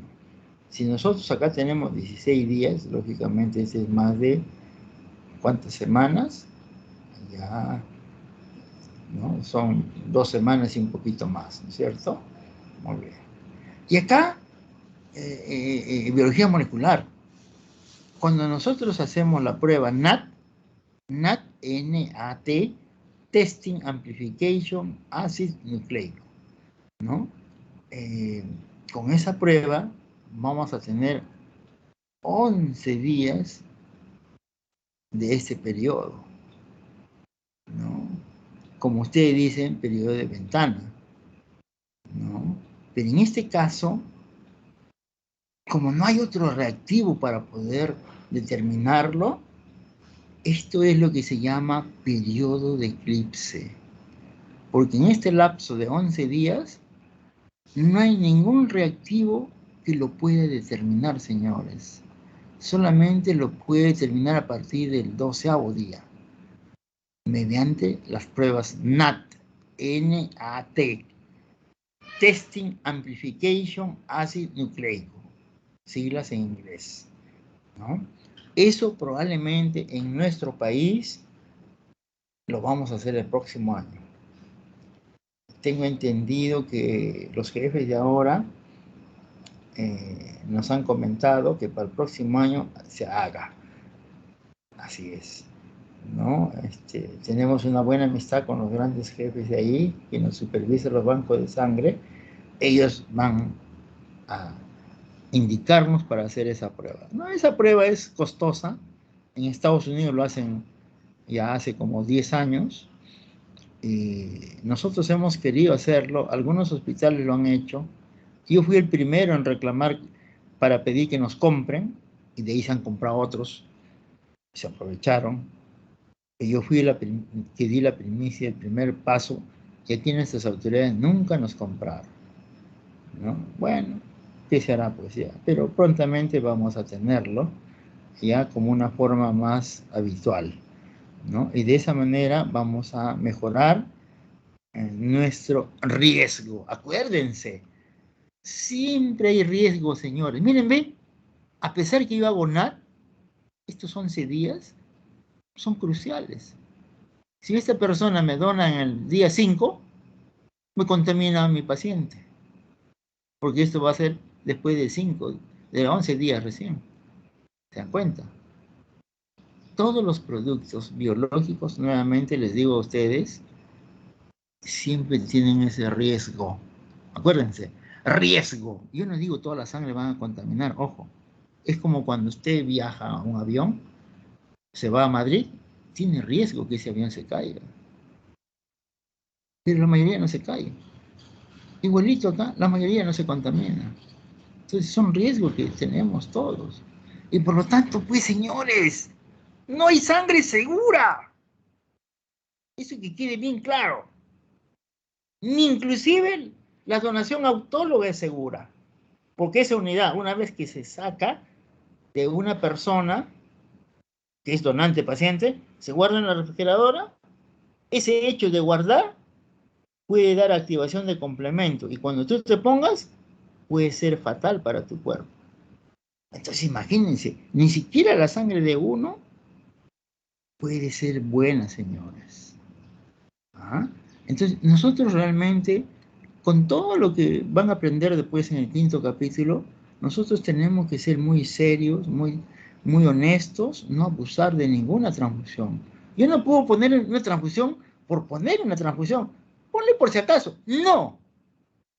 La mayoría de colegas hacen eso. Porque no han tenido un curso pues, de banco de sangre. No les ha enseñado nadie lo que yo les estoy enseñando a ustedes, por ejemplo. A mí, mi profesor, nunca me enseñó lo que estoy diciéndole a ustedes de sangre. Si tienen que tener cuidado, no, nunca me dijeron. ¿Ah? Y todos los de mi época, pues, no han recibido esa enseñanza. Entonces, ustedes tienen que hacer lo que estamos haciendo en clase y lo que vamos a hacer en el 5.º capítulo. La importancia de transfundir estos productos biológicos, que siempre hay ese riesgo, siempre hay ese riesgo. No estoy diciendo que todos se van a contaminar, no. O sea, nosotros realmente tenemos que transfundir algún componente biológico cuando el paciente ya no hay otra alternativa, porque si no, se nos va. Solamente en esa situación tienen que ustedes transfundir algún componente biológico a ese paciente. ¿Ok? Muy bien, entonces acá está. Ya sabemos qué cosa es el periodo de eclipse. Se llama periodo de eclipse porque en este lapso no hay ningún reactivo que lo pueda determinar, señores. No hay, no hay. Por eso se llama eclipse. ¿Ah? Muy bien. De igual manera, nosotros podemos hablar de hepatitis C. Por ejemplo, hepatitis C, nadie hace caso. Nadie hace caso de hepatitis C. Cuando nosotros hicimos la primera vez, miren ustedes, el ISA de primera generación, era un ventanón. El ventanón decía que puede ser hasta de 9 meses. O sea, de una probable infección que haya tenido mi donante de sangre, puede pasar 9 meses. En estos 9 meses todo sale negativo, negativo y después sale positivo. Lógicamente, si acá sale negativo y está con el virus, me va a contaminar esa sangre. ¿Cuántos se han contaminado con hepatitis C, señores? Muchos. Había un caso, no voy a detenerme porque tengo anécdotas para contarlos, de una chica, una ex viarrealina, y ya debe ser médico, está en España, una chica muy estudiosa de Villarreal, y su mamá se contaminó con hepatitis C cuando nació ella, porque sangró a la señora, le pusieron una sangre en un hospital X y le dio hepatitis C, luego le dio cirrosis. La señora pasó tantos años con cirrosis, iba a hacer trasplante. En ese lapso fallece ella y fallece su esposo, muy ancianitos. Y ella era hija única. Una chica muy estudiosa y muy bonita. Era mi engreída y se fue finalmente a España a seguir su vida, pues, ¿no? Porque acá ya no quería estar, ya porque no quería tener recuerdos de sus padres que había pasado. No sabemos cómo será. Ese era un caso muy inventado de la vida real. Una chica de apellida Da Silva, por ahí averigüense. Nos interesaría saber dónde está y cómo está, lógicamente, ¿no? Pero era una chica muy estudiosa, yo sé que debe estar muy bien. Entonces, ese es el periodo de ventana, miren, ¿ve? Tan largo. Y acá lo que podemos lograr con las pruebas NAT, 23 días de periodo de ventana, ¿no? Entonces, igualito, podemos hablar de hepatitis B. Justamente el NAT es para hepatitis B, hepatitis C y HIV. Pues son pruebas que se hacen, digamos, de biología molecular, ¿no? Otras pruebas para el VIH-1, antígeno P24. Antígeno P24 es como detectar el mismo virus, muy específico, baja sensibilidad en individuos seropositivos. Ajá. Muy bien. Indicación: detección de infección precoz por VIH antes de la seroconversión. Lógicamente, es como si yo estoy detectando el mismo virus. Diagnóstico de infección por VIH en recién naciditos de madre seropositiva, lo que dijimos al comienzo, ¿no es cierto? Monitorización en tratamiento antivírico en SIDA, es otra manera para monitorizar, de una forma muy, digamos, franciscana, digámoslo así. Diferenciación entre SIDA y el síndrome de inmunodeficiencia primaria en pediatría, ¿no? Especialmente para el VIH-1. Individuos con resultados indeterminados, anticuerpos de confirmación, son posibilidades, ¿no? El RNA, o sea, cuantitativo, o sea, estamos hablando de carga viral, para detectar infección del VIH antes de la producción de anticuerpos, lógicamente, para detectar el virus. Pacientes seronegativos con riesgo elevado, así es, pacientes seronegativos con riesgo elevado, tenemos que hacer este RNA, carga viral, o recién nacidito en madre cero positivo, lo que hemos comentado al inicio. Pero miren ustedes, también sirve para respuesta a tratamiento y resultados a largo plazo, ¿no? Monitorización a progresión de la enfermedad, lógicamente. Pero si yo soy pobre, RNA, carga viral no me puede hacer, yo puedo hacer P24, por ejemplo, una alternativa. Pero miren ustedes, como marcador de resistencia farmacológica, aquellos que están recibiendo profilaxis o tratamiento antirretroviral. Confirmar resultados indeterminados del Western blot. Lógicamente, el Western blot ya vamos a ver que ya no es prueba confirmatoria, lógicamente. Y también para diferenciar VIH-1 y VIH-2. ¿No? O sea, en todos esos casos. Este es igualito lo que es PCR también para hablar, ¿no? Voy a pasar de una vez. Acá, reacción en cadena de polimerasa positivo en sujetos seronegativos, periodo de ventana, infección por virus defectivos, infección por cepas de virus poco replicativos, secuencia de otros virus, hipogamaglobulinemia, contaminación de laboratorio, digamos PCR positivo en sujetos seronegativos. PCR negativo en sujetos seropositivos. Transmisión pasiva de anticuerpos, error técnico, técnica de baja sensibilidad, pero miren ustedes, técnica de baja sensibilidad, el PCR negativo. O sea, en este momento ya hay problemas con el PCR, en lo que es pruebas moleculares. En este momento, señores, todo lo que es biología molecular se le llama como pruebas confirmatorias, pero también ya está fallando. O sea, más adelante, ¿qué reactivos más aparecerán para poder compensar o ya no que se haga esto, pruebas moleculares? ¿Qué otras pruebas? Mutaciones de zonas críticas, reactividad cruzada en pacientes con lupus, ya hemos comentado eso, ¿no es cierto? Muy bien. Otros datos de laboratorio en SIDA, importante, ustedes ya lo han visto ayer, recuentos del linfocito CD4, CD8, esto justamente para evaluar el estado inmune de mi paciente, ¿no? Entonces vamos a tener una linfopenia,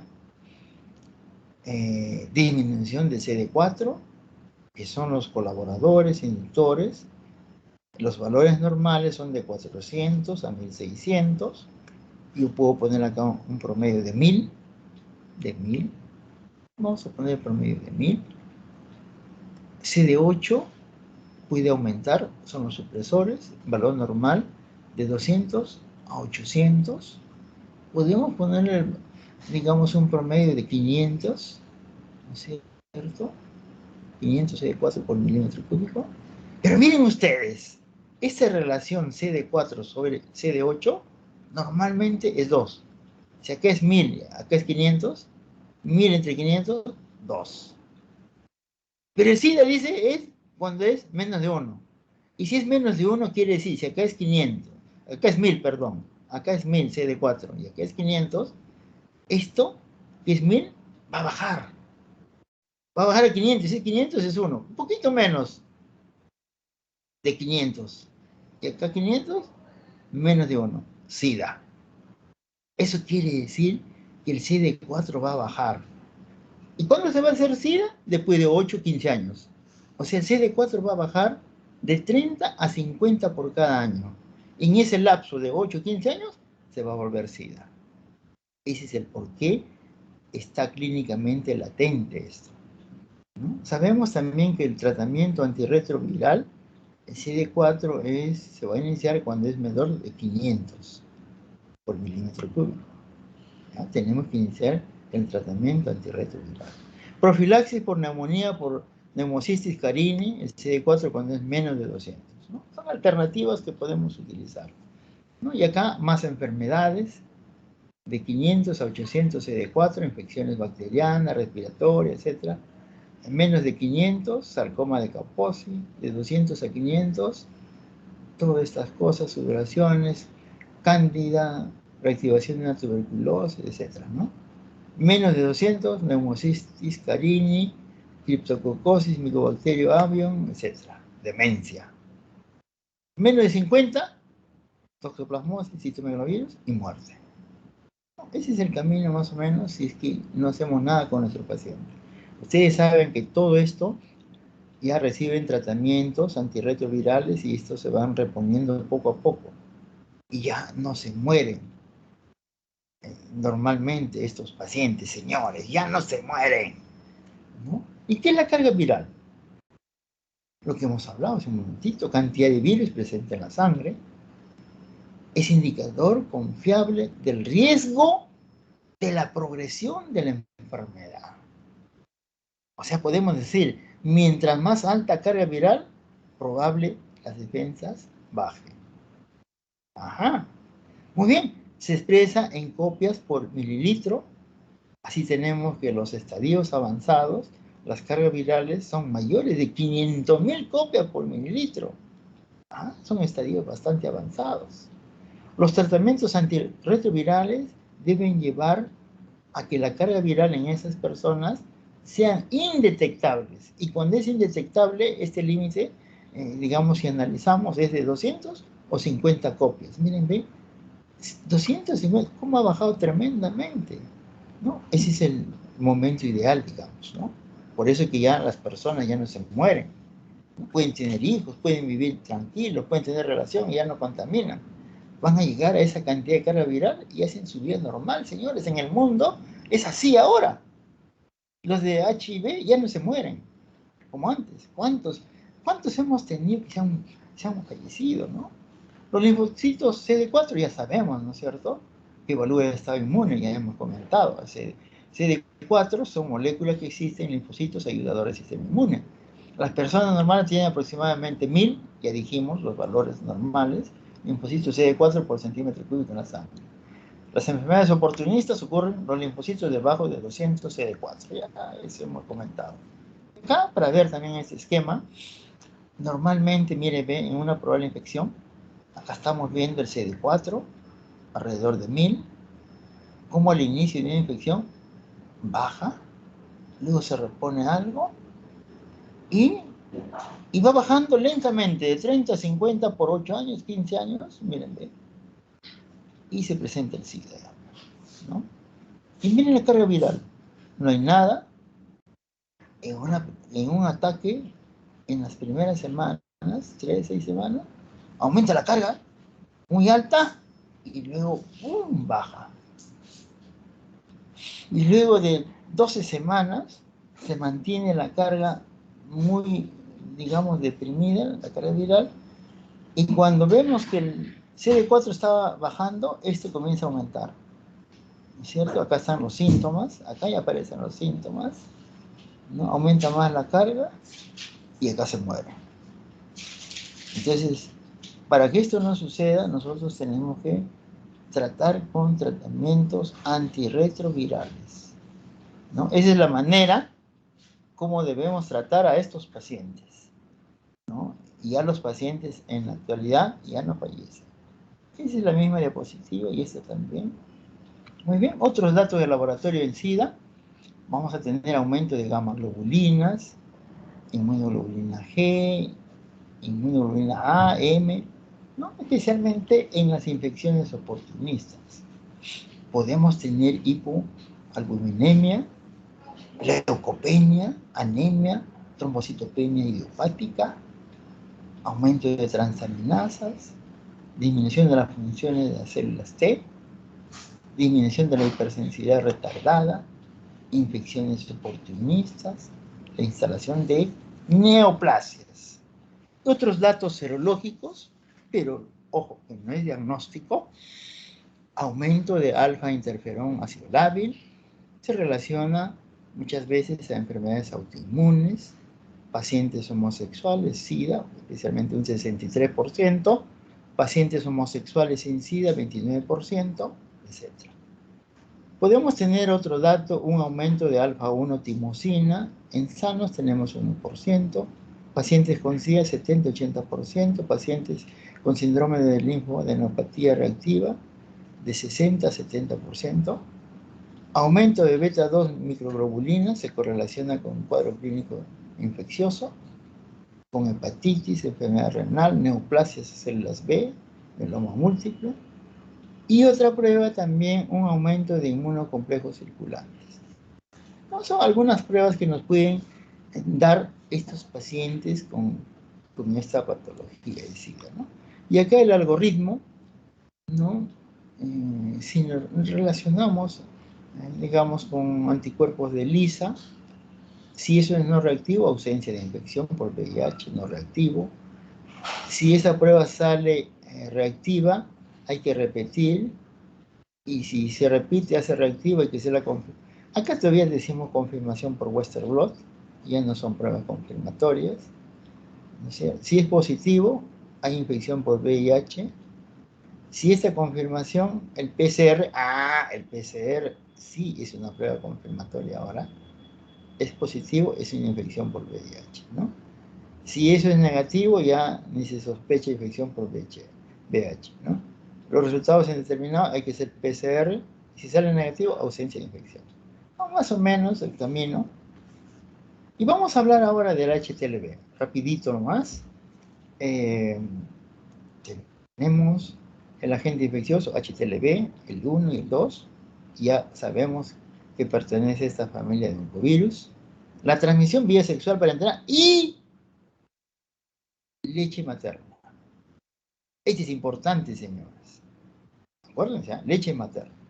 Bueno, el virus puede estar escondido en los linfocitos por años.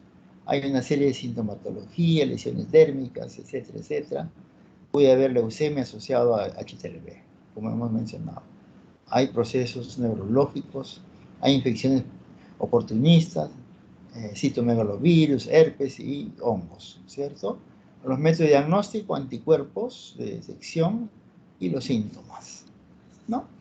Ya nosotros hemos mencionado que hay una evidencia que el HTLV1 es un disparador y perpetuador de una enfermedad inflamatoria crónica. Ya, esto es importante, miren bien. ¿Cuántos pacientes tendremos con HTLV con estos problemas, ¿no? Infección de HTLV2 puede inhibir respuestas inmunológicas a infecciones respiratorias. ¿Cuántos pacientes respiratorios ancianitos que se nos han muerto y no hemos investigado, por ejemplo, HTLV2? Infección de HTLV1 y 2 podrían inducir reacciones inflamatorias o inmunes. O sea, siempre pensar en eso, ¿no?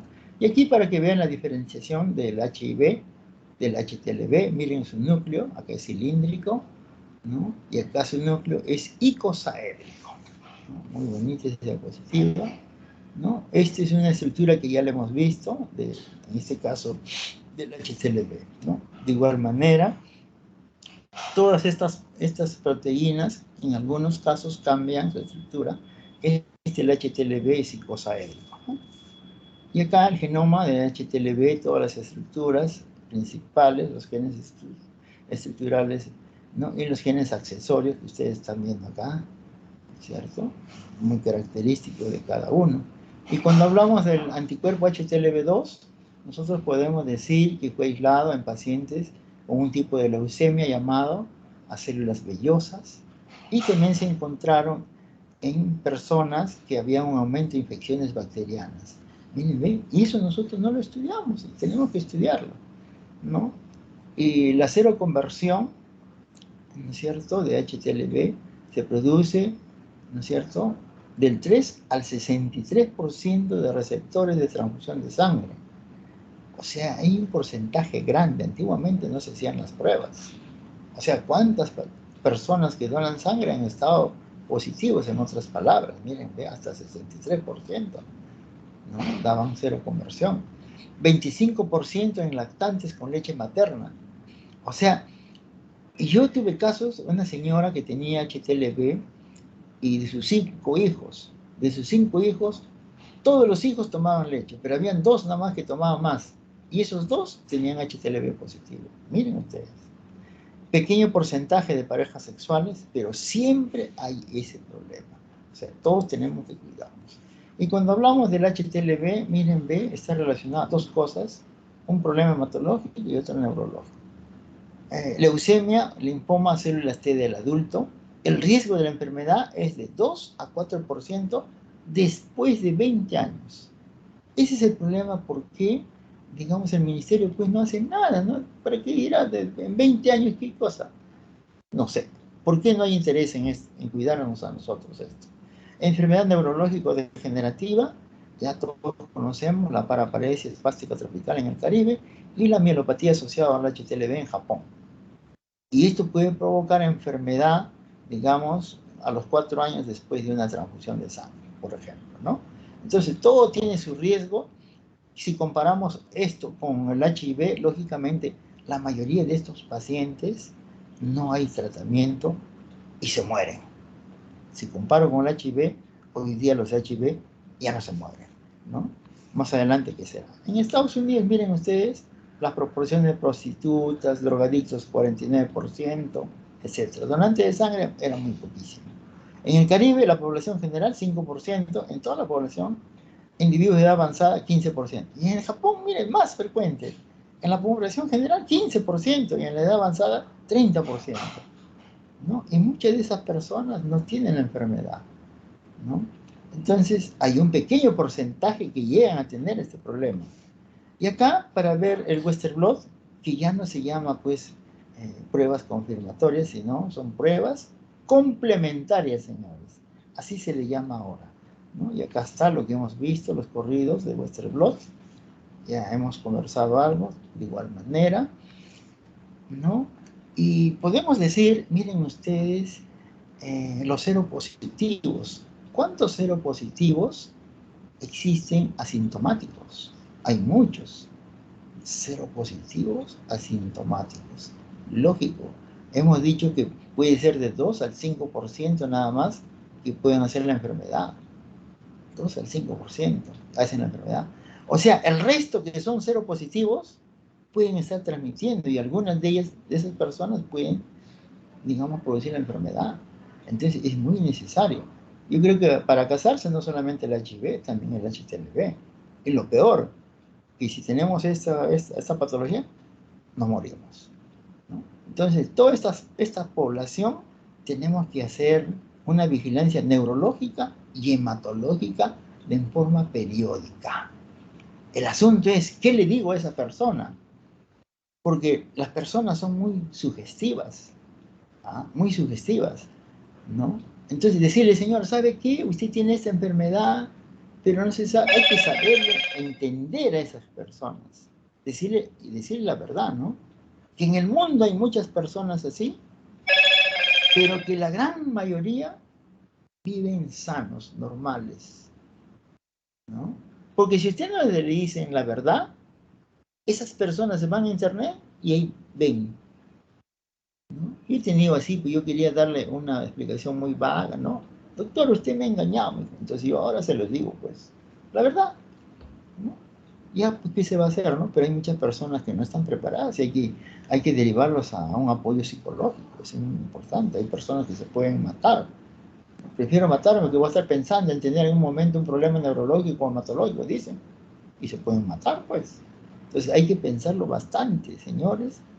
Cuando nosotros informamos a nuestro paciente, hay que detenernos, Hay que darle su tiempo correspondiente, hay que derivarlo a un psicólogo. Entonces tenemos que impedir la infección por lactancia. ¿Cuántos de esos lactarios, yo pregunté una vez, le hacen la prueba a las mamás? A ninguno. ¿Dónde está el Ministerio de Salud? Tenemos que actuar por ahí nosotros. ¿Cuántos se acaban a trabajar en ministerios? Ojalá que cuando lleguen ahí, pues vean este problema, ¿no?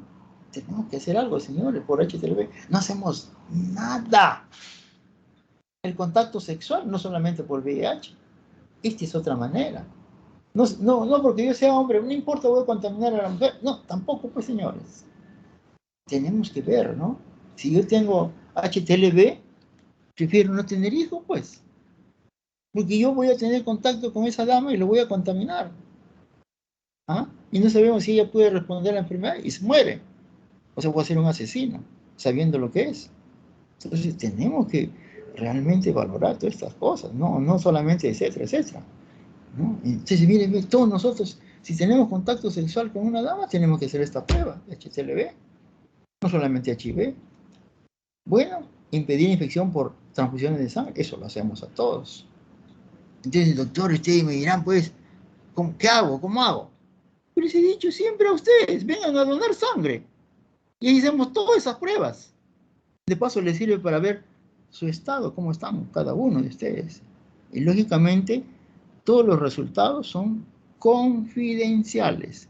Nadie va a saber. Entonces yo desde ahora les invito a que vengan a donar. Y van a tener aparte su diploma, pues. Yo sé que cuántos nunca han tenido diploma, tendrán un diploma como donante voluntario, ¿no? O sea, tenemos que hacer pruebas de detección selectiva familiares con este riesgo. Yo creo que esa es la última diapositiva y hemos terminado. No sé si hay alguna pregunta.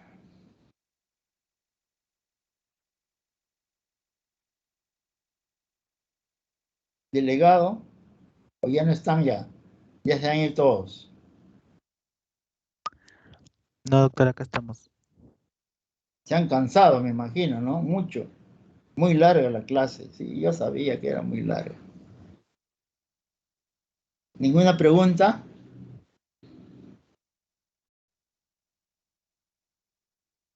Están todos, ya se fueron.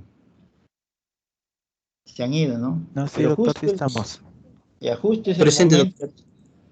Ya, justo estamos acá a las 6:05 recién, pueden irse a sus clases. Si no hay ninguna pregunta, señores. Yo creo que ese es un tema muy bonito. Doctor, buenas Sí, dígame, tardes. dígame, doctor. Una pregunta en relación al HTLV2. Ajá, Quería preguntar, yo he estado revisando justo por el seminario que tocaba y había encontrado que la literatura mencionaba que no se había encontrado en sí alguna enfermedad, o sea, asociada directamente al HTLV2. Si bien es cierto, se había encontrado en algunas enfermedades, pero no había encontrado, digamos, suficientes pruebas como para asociarla a ser causante de la enfermedad. No sé si... sí, claro. Eso más ya. a problemas infecciosos, doctor. A problemas infecciosos, bacterianos, virales. Sí, Viquita, ya voy. Entonces, y también la incidencia es mucho menos. Lo que hay que cuidarnos más es el HTLV1, que es lo que nos va a causar esos problemas neurológicos y hematológicos, especialmente el 1. ¿Alguna otra pregunta más?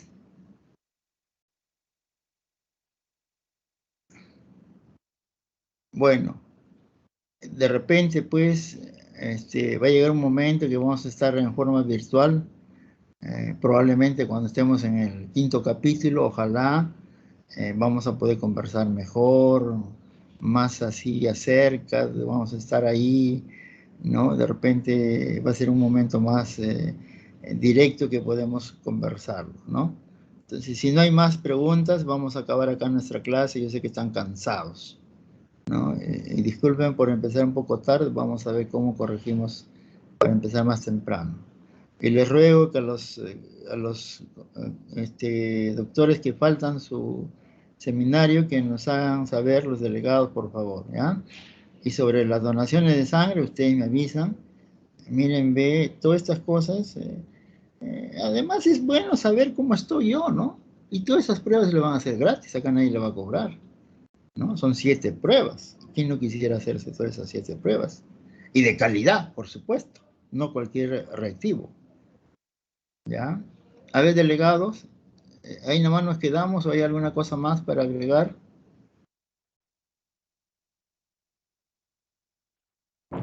Doctor, sus diapositivas lo podrá dejar. Yo les puedo dar un papel, ¿ya? Un papel de estos les puedo dar, les puedo mandar, ¿ya? Me van a disculpar, eso sí, ¿ya? Listo. Quedamos ahí entonces, jóvenes, ¿ya? Ya, doctor, muchas gracias.